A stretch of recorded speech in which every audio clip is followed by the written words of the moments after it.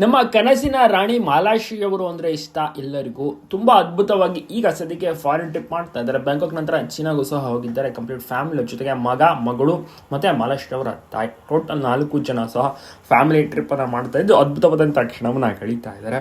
ಹೌದು, new year ಅನ್ನ foreign ನಲ್ಲಿ ಆಚರಿಸಿದ್ರು. ಉತ್ತಮವಾಗಿ ಕುಟುಂಬದ ಜೊತೆಗೆ ಸಮಯ ಕಳೀತಾ ಇದ್ದಾರೆ. ಮತ್ತೆ ತಾಯಿಯನ್ನು ಸಹ ಎಲ್ಲಾ ಕಡೆಗೂ ಕರ್ಕೊಂಡು ಹೋಗ್ತಾರೆ. ಅವ್ರಿಗೂ ಕೂಡ ಎಲ್ಲಾ ಜಾಗವನ್ನ ತೋರಿಸ್ತಾರೆ. ಅದು ಕೂಡ ಒಂದು ಖುಷಿಯ ವಿಚಾರ. ಚೀನಾದಲ್ಲಿ ಹೊಸ ಹೊಸ ಜಾಗಗಳನ್ನು ನೋಡಿ ಬಹಳಷ್ಟು ಖುಷಿ ಪಡ್ತಾ ಇದ್ದಾರೆ ಮಾಲಾಶ್ರೀ ಅವರು. ಅಭಿಮಾನಿಗಳ ಹತ್ರ ಕೆಲವು ಫೋಟೋಸ್ಗಳನ್ನು ಕೂಡ ಶೇರ್ ಮಾಡ್ಕೋತಾ ಇದ್ದಾರೆ. ತುಂಬಾನೇ ಖುಷಿ ಪಟ್ಟಿದ್ದಾರೆ ಅಭಿಮಾನಿಗಳು. ತುಂಬಾ ಚೆನ್ನಾಗಿದೆ ಫೋಟೋಸ್ಗಳು ಅಂತ ಬೆಸ್ಟ್ ವಿಶಸ್ ತಿಳಿಸಿದ್ದಾರೆ. ಎಲ್ಲರ ಒಂದು ಕನಸಿನ ರಾಣಿ ಅಂತ ಹೇಳ್ಬೋದು.